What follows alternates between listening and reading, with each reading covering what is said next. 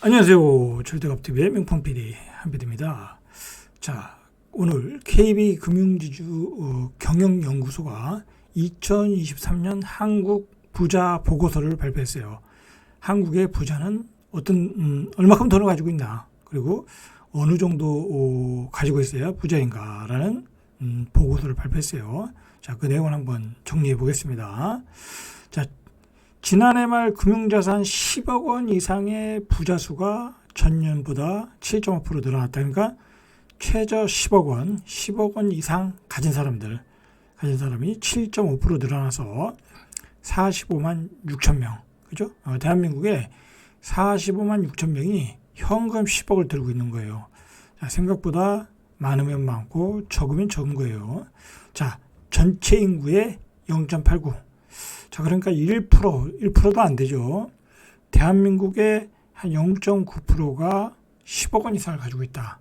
그죠? 대한민국의 1%가 되려면은 10억 원은 있어야 된다는 얘기예요. 집 빼고 현금 10억 원은 가지고 있어야 대한민국의 1%예요. 요게 기준이에요, 요게. 자, 부자 10명 중 7명은 수도권에 거주하고 있다. 뭐 당연한 얘기고요. 자, 그리고 한국 부자들은 총 자산이 100억, 그러니까 부동산, 금 또는 주식, 그다음에 현금 다 합쳐서 100억 정도는 있어야 부자다. 뭐 다 동감하시는 내용이죠, 그죠? 100억은 있어야 부자다, 맞는 말이죠, 그죠? 다 여기까지는 우리가 다 아는 얘기예요, 그죠? 그러나 1% 정도가 0.9% 정도가 한 10억 원 이상을 가지고 있다라는 얘기. 자, 그 얘기는 좀 생소한 얘기죠. 자, 2021년 말, 그죠? 42만 4천 명. 조금 늘어났죠. 뭐, 당연히 늘어났겠죠. 돈 가치가 떨어지니까. 자, 부자 수가, 그때보다 3만 2천 명. 그죠? 7.5% 늘어났어요. 그죠? 늘어났어요. 연간 부자 비중 증가 폭은 2019년 이후 가장 적었다. 늘어났긴 했는데, 늘어나는 폭은 적었다라는 거예요. 자, 이들이 보유한 총 금융자산은 2,747조. 와, 이거 맞나요, 이거? 어마어마한 돈이네요. 그죠? 어마어마한 돈을 가지고 있어요. 2,747조 원을 가지고 있다라는 거. 그러니까, 결국 우리가 주식을 신규 종목 유상증자 상장할 때, 공모주 청약할 때 수십조의 돈들이 몰려오잖아요. 그 정도의 돈들이, 이 정도의 돈들이 몰려오는 것 같아요. 현금을 가지고 있는 분들이 가만히 있겠어요? 어딘가 투자하겠죠? 자, 1년 사이에 136조 원이 줄었다고 그래요, 오히려. 왜 줄었을까요? 그죠? 그는 이제, 뭐랄까요? 요즘 자산 가치들이 많이 떨어지니까. 그죠? 어쨌든 줄었다는 거예요. 1년 사이에 총액은 줄었다. 자, 부자들의 금융자산 규모가 뒷걸음친 것은 2019년 이후 4년 만이다. 오히려 줄어드는 것은 4년 만이라는 거예요. 자, 이유는 지난해 금리 상승으로 주식과 채권 가치가 크게 떨어졌기 때문이다. 그러니까 이제 주식을 현금화하면 작년에는 이제 많이 떨어졌잖아요, 주식이. 그죠? 올해 초도 많이 떨어졌고, 그러다 보니까 현금이 좀 줄었다. 이제 그렇게 이해하시면 될 것 같아요. 주식과 채권 가치가 떨어졌기 때문에 전체 보유 자산이 좀 줄어든 거다라는 얘기예요. 자, 부자들 자산 규모별로 나눠보니까 부자의 지금 이제 45만 명 중에 이야기하는 거예요.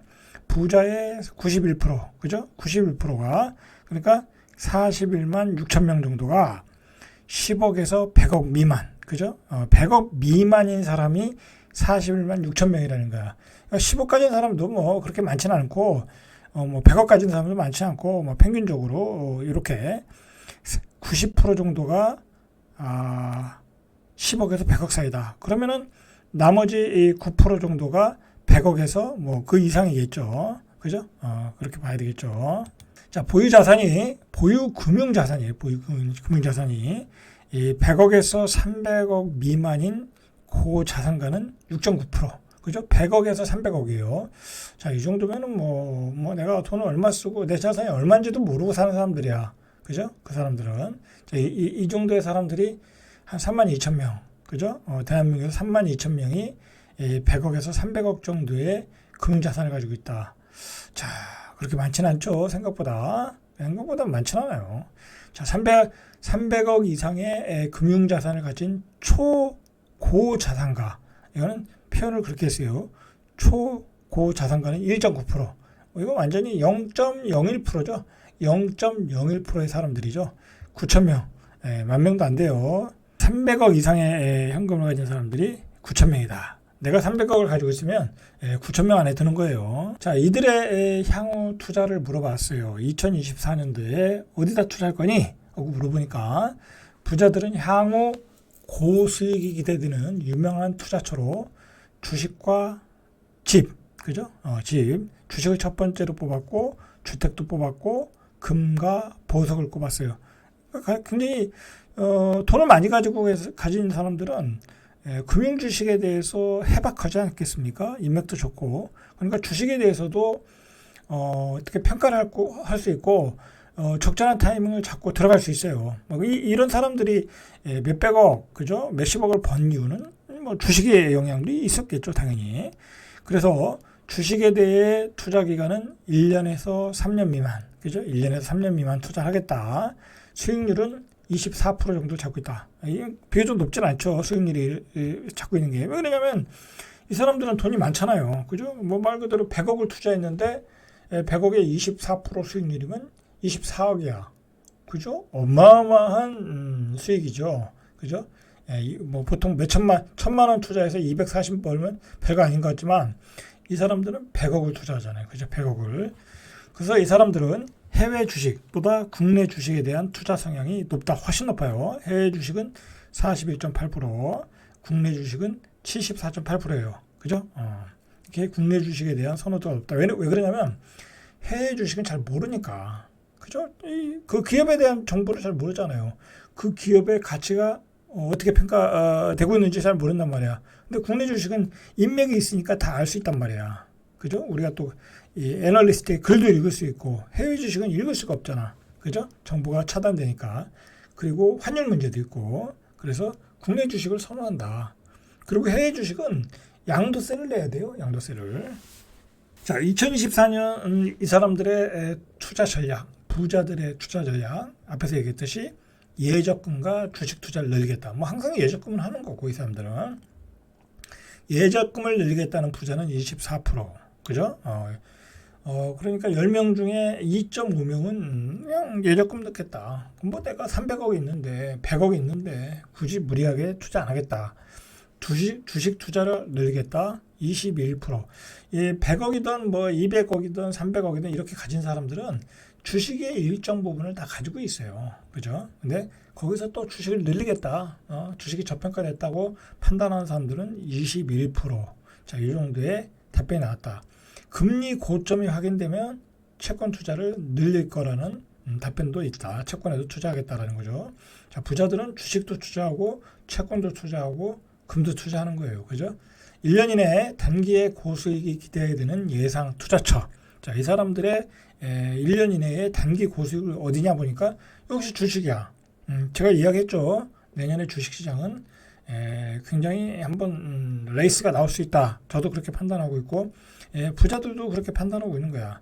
47.8%. 그리고 뭐 집도 관심이 있어요. 거주용 주택도 46.5%.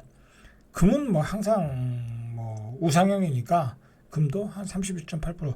아마도 이 부자들은 금과 보석은 꾸준히 모아갈 거예요. 그죠? 꾸준히 모아갈 거야. 왜냐면 현금이라는 건 어떻게 될지 모르는 거거든.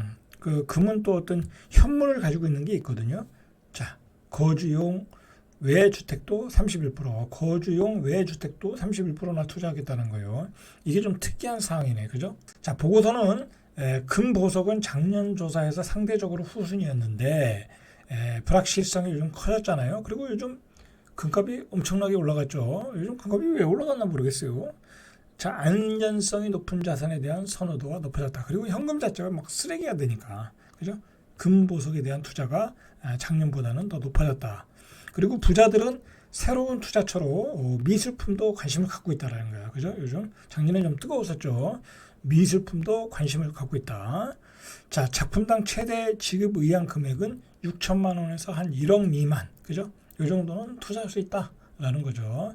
자, 이 미술품 투자는 어려운 거예요. 쉬운 게 아니에요. 자, 이렇게 대한민국의 부자들, 그죠? 현금 10억 이상을 가진 부자들, 부자들은 이런 생각을 가지고 있다라는 거예요. 여러분들 한번 잘 참고하셔가지고, 자, 결론은 역시 이 100억 정도는 벌어야 대한민국의 부자이다. 그리고 100억 정도가 있으면 훨씬 투자하는 데 유리하다라는 거야. 더 넓게 여유 있게 볼 수 있다라는 거야. 그렇지 않겠습니까? 100억 가지고 있는데 내가 주식 투자를 했어. 근데 내가 100억을 다 투자하는 건 아니잖아요. 그냥 2, 30억을 투자했어. 2, 30억 투자했는데 조금 빠져. 신경 쓰이지 않는 거예요. 그 사람들은 장기적으로 버틸 힘이 있고 더 들어갈 돈도 있으니까. 그런데 내가 1억을 가지고 투자해. 그러면 너가 한 2, 3천 까졌어. 20% 까졌어. 그러면 이게 심리적으로 흔들려서 다 손절매고 나오는 거야. 자, 그래서 이게 부자들과 부자가 자금이 적은 사람들과의 어떤 투자에서 차이가 나는 거예요. 그래서 부자들은 더 부자가 되는 거야. 떨어져도 참을 수 있는 어떤 이 내성이 갖춰져 있고, 그리고 떨어지면 더 살 수 있는 여유 자금도 가지고 있고. 자, 그래서 부자들이 더 돈을 버는 것 같아요. 자, 이상 잘대갑TV의 명품 PD 한 PD였습니다.